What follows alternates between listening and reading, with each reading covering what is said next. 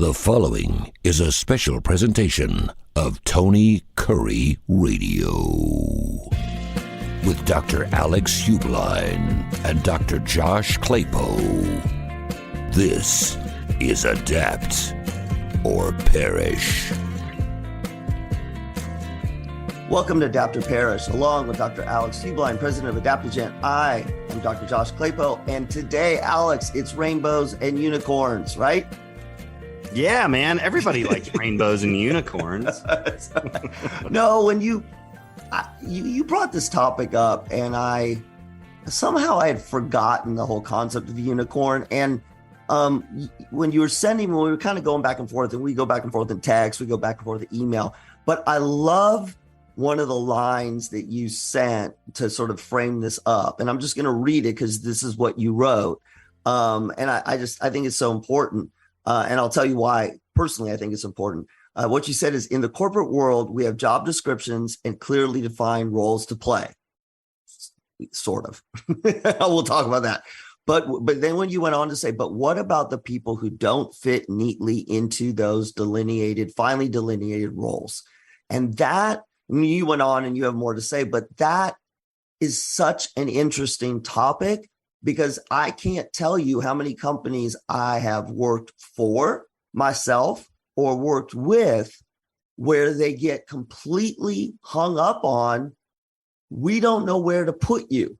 And it's almost, it is a combination of, we don't know where to put you from, a job description, salary, progression, depending on the size. But I actually feel like more importantly, we don't know what to do with you, but we know that you're super talented.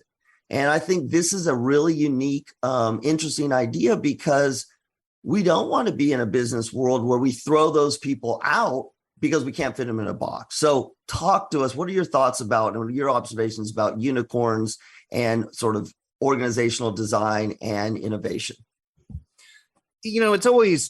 It's always interested me when you kind of look back at the history of business. And when you think about the way we run businesses, there have been businesses for since the dawn of civilization. But if you think about just the last maybe 100 or 200 years, we've learned a lot about how to run businesses at scale.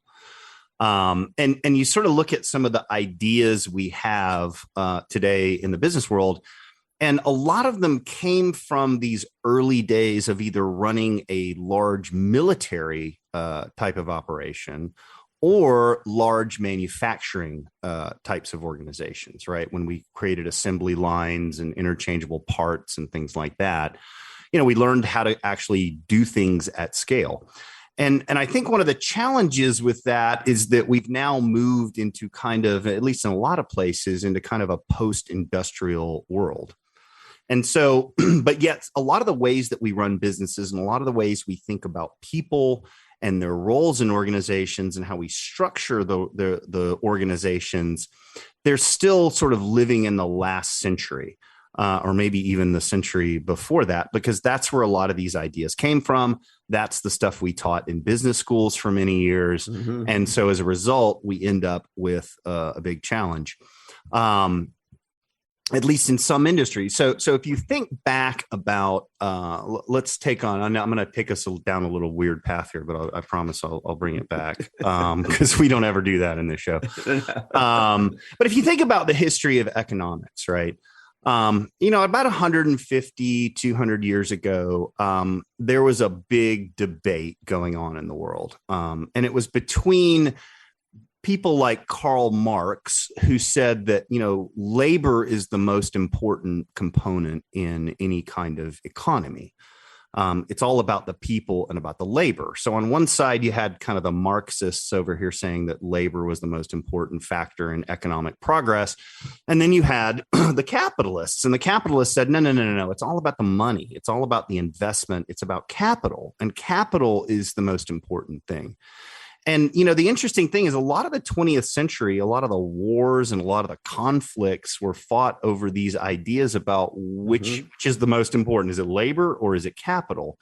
And I think one of the fascinating things when you kind of look back on it is that what we ultimately found was that those guys all had one thing in common, and that's that they were both wrong.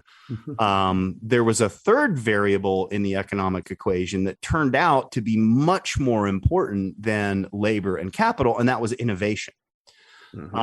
So thinking about new ways of doing things, breakthrough innovations that just changed the whole landscape, where you didn't need as much labor or you didn't need as much capital. And that kind of evolved over the 20th century and here into the 21st century.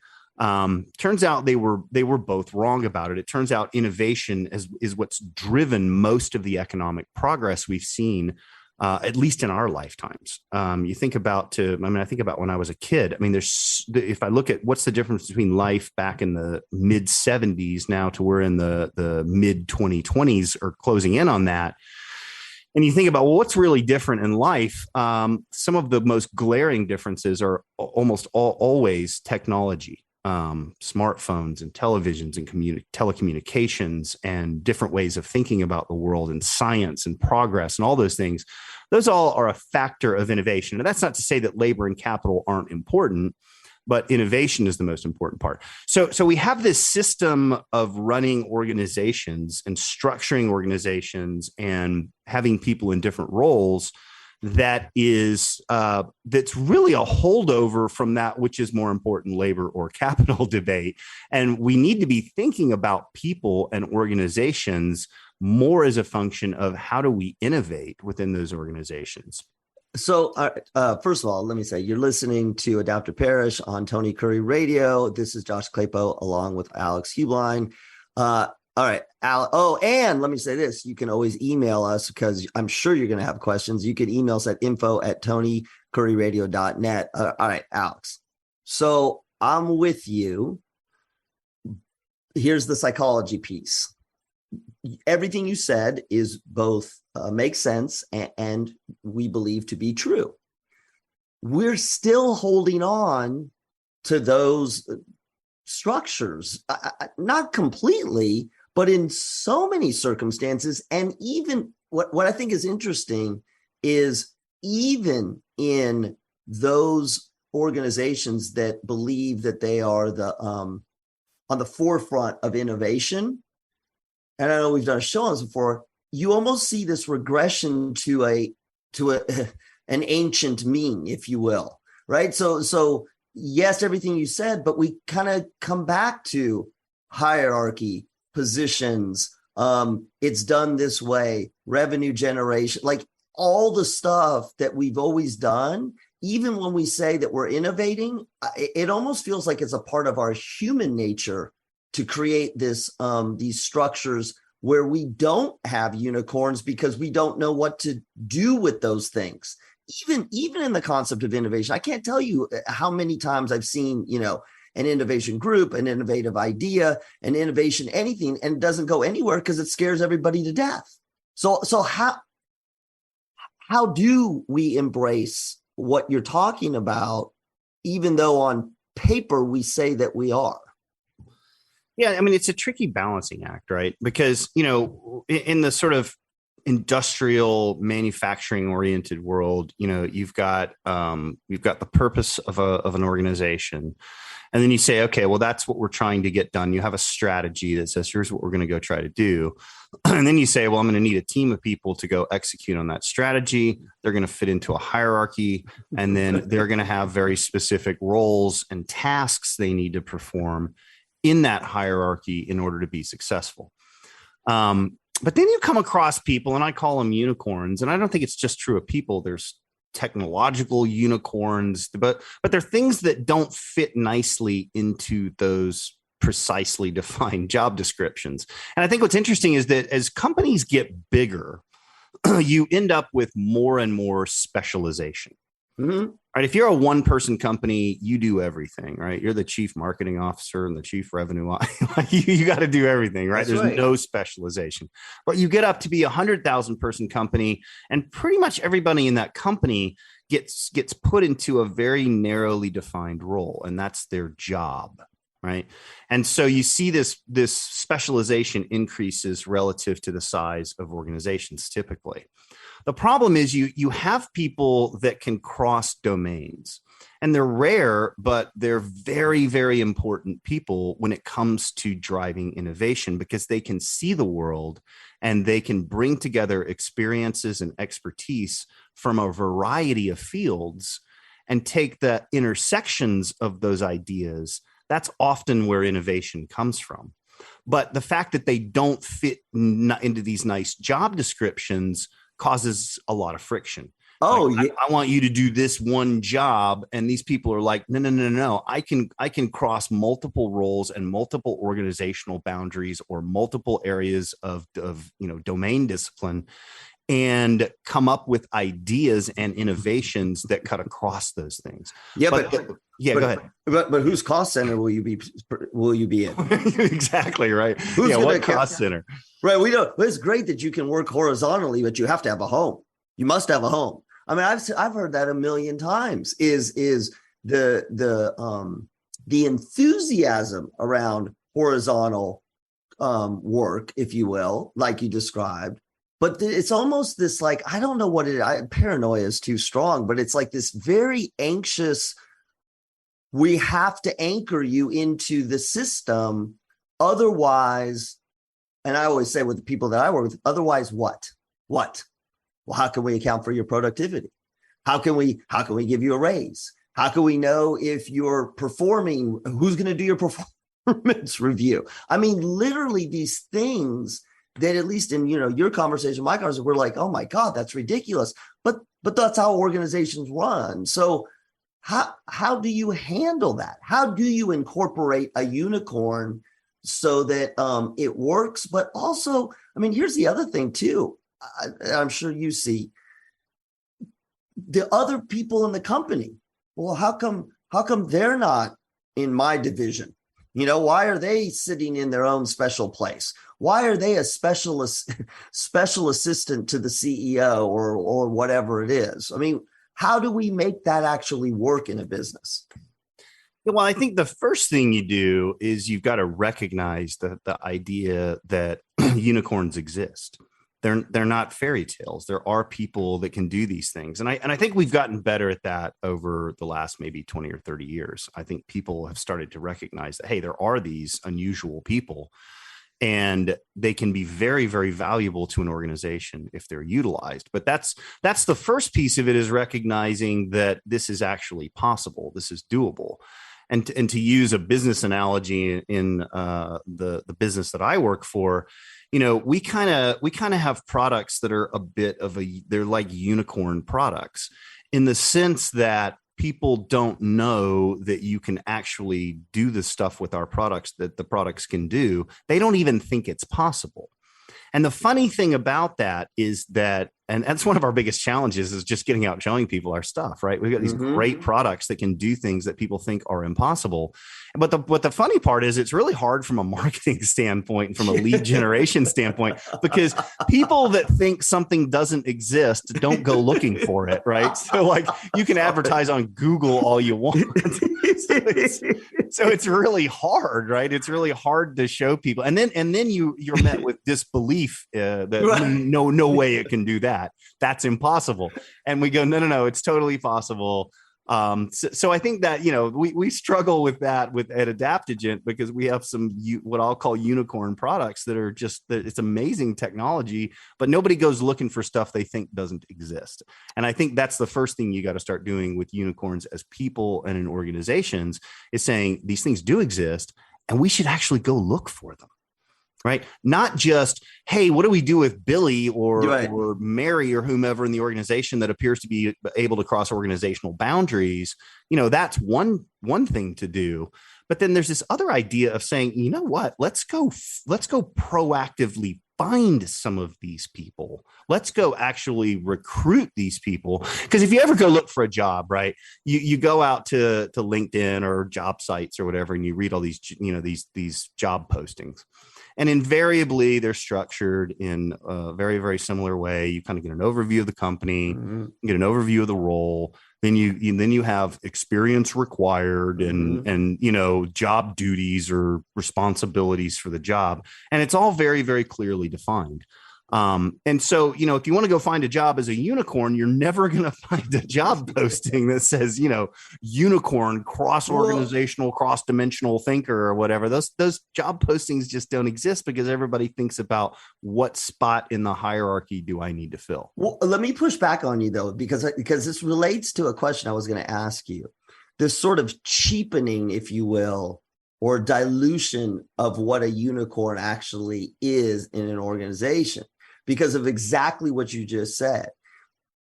Everybody wants to have this amazing person, right, who can do all these things.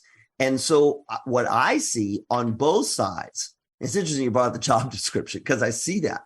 On the job description side, we need a cross-discipline thinker, someone who is innovative and a thought leader in, across to increase our innovation and product. I mean, just all this sort of generic stuff that speaks to or describes kind of what you're talking about as a unicorn. But I have been in the role and I have seen people in the role who go, hey, that's me. I'm going to apply for this job. And then they get the job and then they're like, yeah, you're going to work in product development.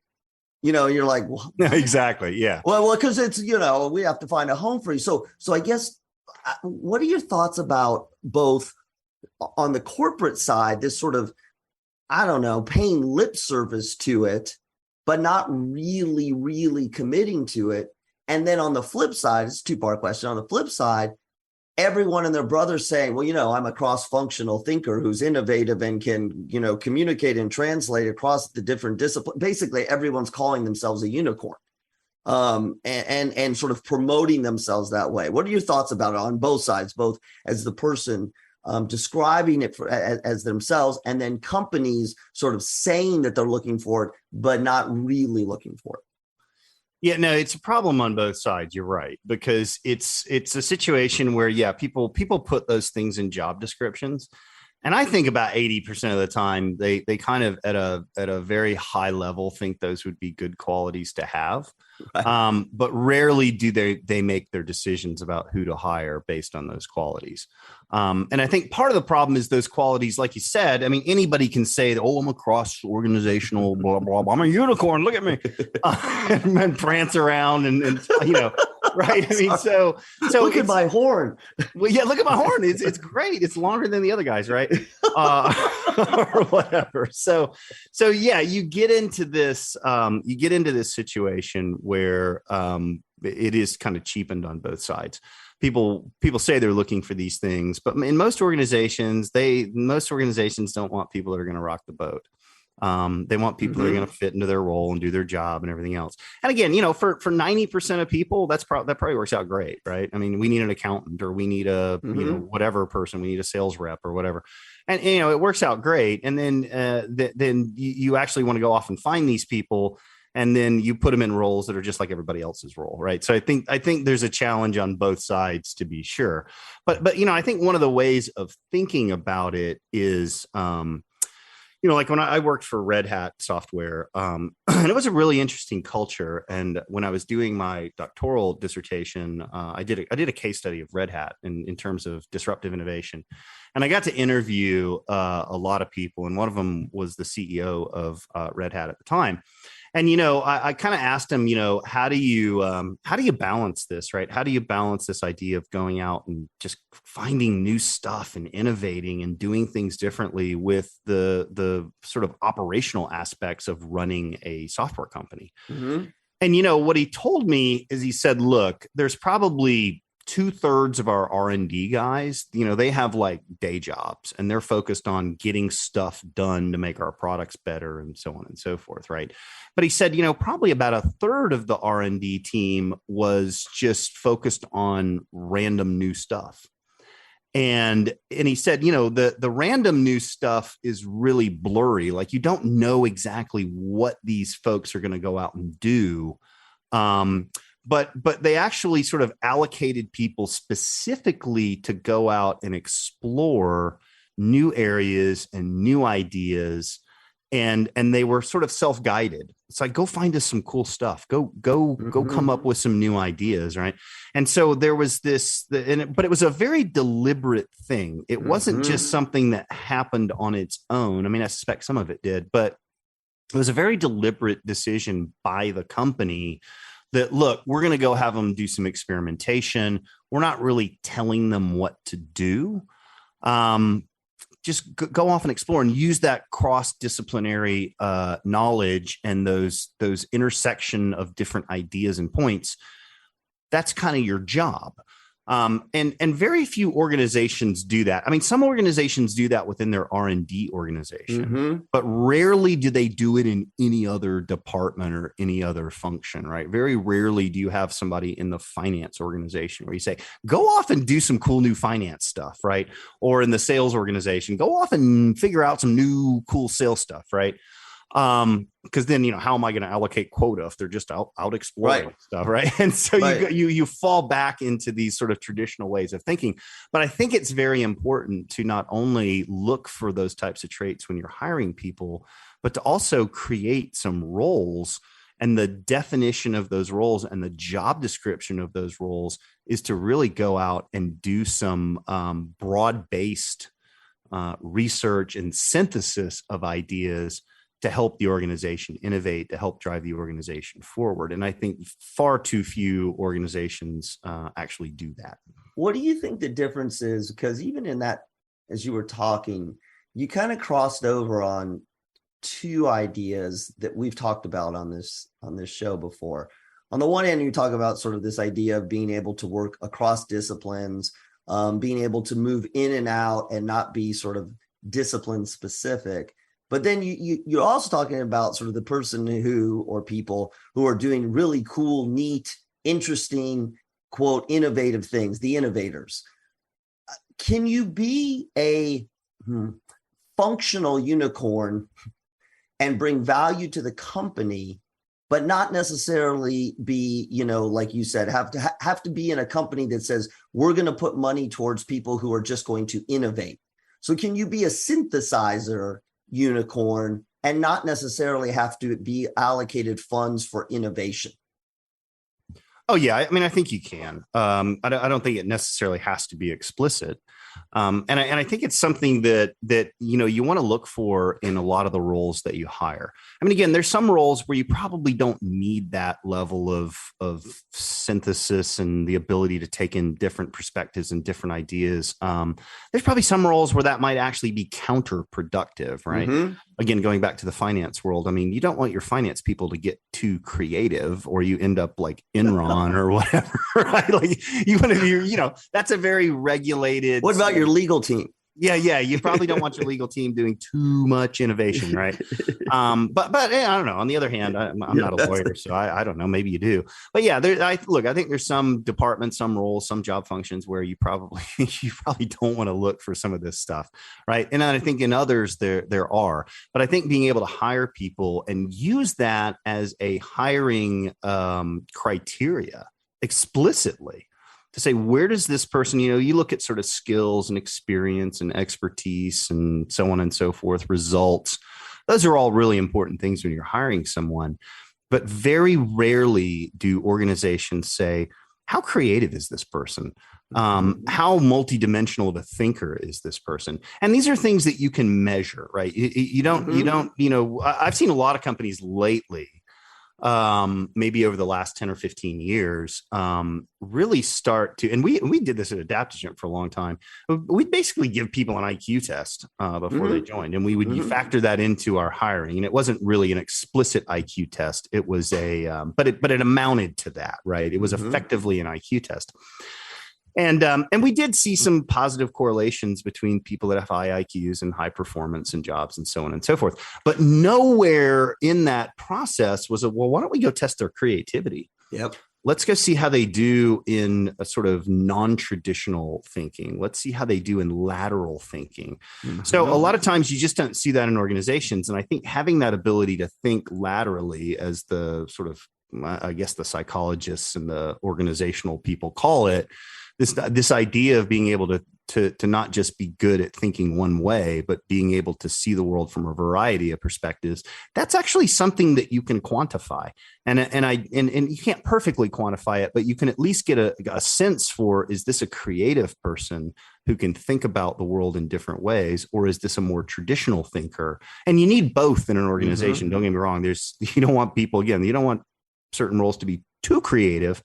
But at the same time, I think organizations would benefit from this idea of going out and explicitly looking for these people and building that into the criteria that they use for hiring.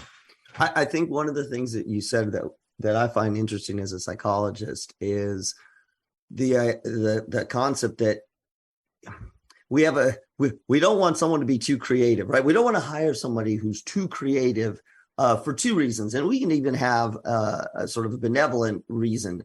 We don't want to put them in a position where they can't be creative, because then they won't be happy, right? At the same time, we also don't want to put them in a position where they're too creative, because then they're going to kind of get out of line from relative to what we want to do.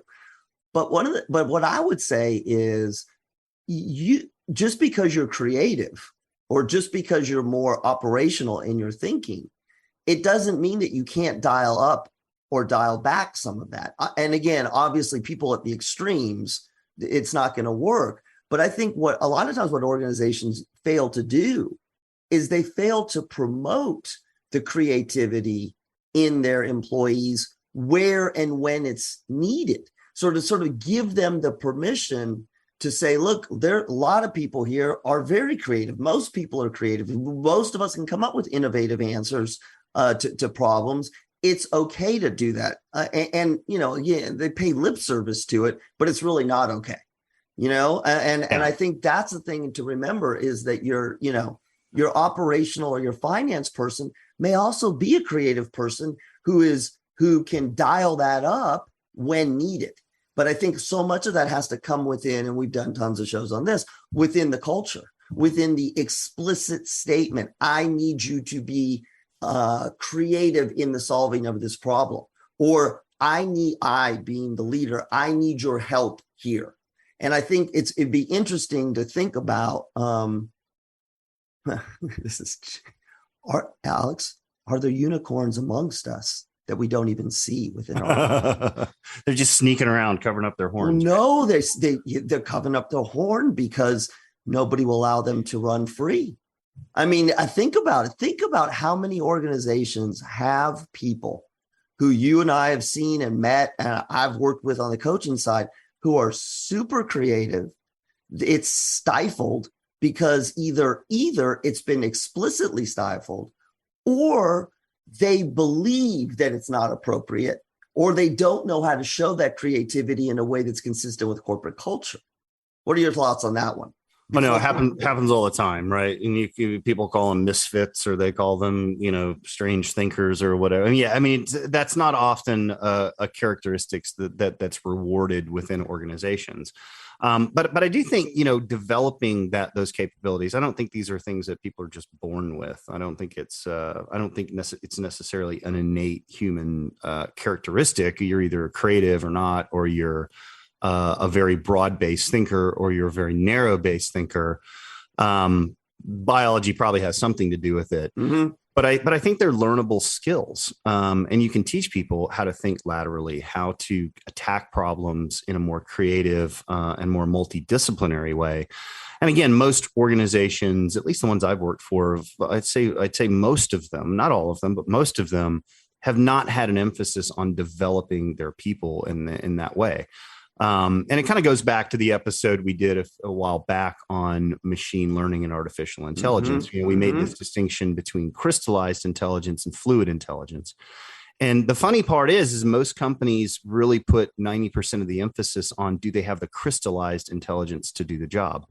The reality is the fluid intelligence in many jobs it turns out to be as important, or maybe even more important, than the crystallized intelligence that you've got there. So you've got to look for people that are creative, they're adaptable, they're flexible, they can approach a problem from many different viewpoints and angles. And again, it's not just people, though. Again, going back to the Adaptigent example with our products, right? People don't think things the things our products do are possible because they've tried it in conventional ways, and they've said, "Gosh, this just isn't doable. This isn't this isn't possible." And in reality, it is. But they stop looking for things they don't think are possible. So I think putting that emphasis on it, whether you're talking about people or you're talking about, products or solutions out in the industry, it's really about approaching it with a very broad mind. And a lot of people will run around and tell you, no, I'm a very broad-minded person. And it turns out they're really not, right? They go through the motions, they go through the act of being broad-minded.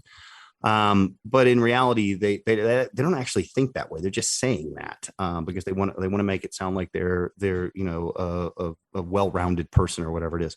So I think being able to look at the world in that way, look at the world from a very broad-minded perspective, and then hire people that can view the world that way. Not only will you get better innovation within your own company, but I think you'll find solutions that are out there in the marketplace that can match some of your needs, even though the traditional thinkers are saying, no, that's not possible.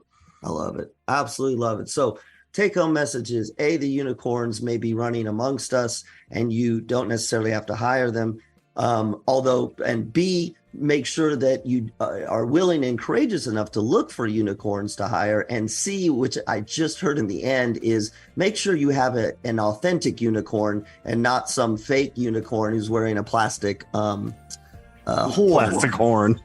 And saying, I'm a unicorn. And that can be quantified. Once again, we're out of time. Thank you, everyone, for joining us for this episode of Adapt or Perish. Please stay tuned to Tony Kurre Radio, because that is where you're going to hear the next absolutely amazing episode of Adapt or Perish. This has been a special presentation of Tony Kurre Radio.